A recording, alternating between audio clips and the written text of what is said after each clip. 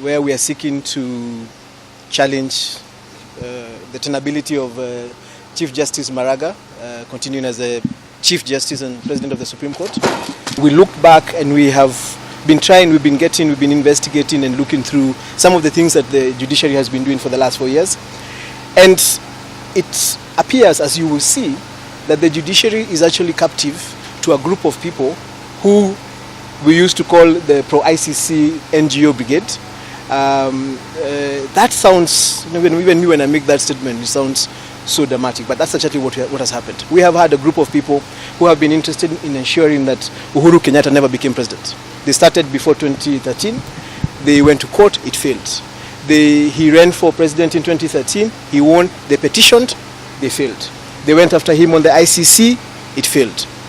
So now we have actually seen what can only be called a judicial coup, where the Kenyan people have decided that they want Uhuru Kenyatta as president. And then the Chief Justice, without explaining why, has decided that that election was not fair, it needed to be redone again.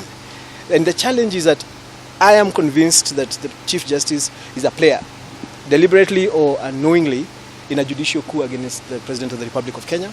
We also, them, not come to Parliament for the first time since independence, to the opening of Parliament.